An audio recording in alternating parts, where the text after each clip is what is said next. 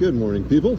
Underway here, moving north. TechJet's scooting along nicely in the light breeze, coming up past Mary Island and all this after a stay in Nanaimo. We're on our way to Pinter Harbor this afternoon. Got a little weather coming in. Might have to hide for a day or two, but it's all going to be cool. Lots of stuff to think about. Last night there in the harbor in front of Nanaimo, it was a uniquely congested gong show. Certainly the derelict boat scene and the harbor squatter scene has gotten to be even worse. It was definitely tight because there's visiting yachts, a lot of them from the States, moving through here at the end of the summer. But it was the first time that I've ever been in that harbor where it was literally not safe to anchor any place. So congested, so much debris, so many derelict moorings and junk, garbage boats willy-nilly all over the place. Fortunately, the weather was quite still, and I was able to sneak into the park and more or less poach a buoy there designed for a boat about half of our size, but we got through the night. But it was, something you don't feel good at. I mean, it gets to the point where you encounter circumstances anymore as a cruising sailor that you're kind of on the outside. And that's unfortunate because the point of harbors in general, under mandate, in fact, under charter, is to cater to maritime activities, right? And that maritime activities are neither shoreside development, nor are they derelict boat storage or squatting in the harbor.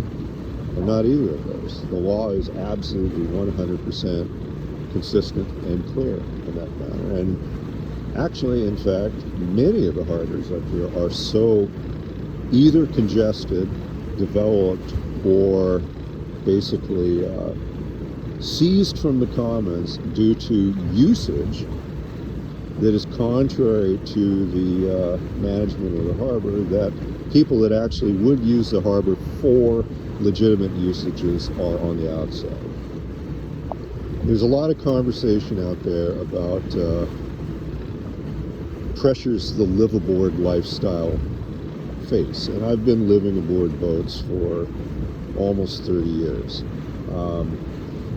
During that time, I've been a very avid sailor. I've been out of the water a lot. In fact, this year, in spite of the fact that Adrian and I both have full-time jobs, we've put almost 6 weeks on the water away from the dock thus far. Okay, that's both of us working full-time and basically hitting up every weekend that we could and being away from the dock. That's hundreds of miles underway. We use the boat. I mean, I do live here. It's full-time. I am a liveaboard, but I'm a cruising sailor as well. And I use the boat and the harbors in a transient manner, in context and congruently with what harbors are for. That's becoming unusual. And again, as a cruising sailor, I'm very often denied access from many of the harbors in my area by people who are either shoreside developers or squatters in the harbor that make it practically impossible for people, again, who use the water for its purpose. It's tough for us. Anyway, I would say any of you that want to move into this lifestyle, and I'm going to try to offer here in a very unedited, unvarnished sort of way, kind of the practical bits and pieces of what it takes to be able to do this for the long haul. You are going to find that if you do actually make this sort of thing your lifestyle, that you are going to find tremendous pressure at both ends, between pressures of the billionaire and the bum, both of which are individuals who are making their way through the world,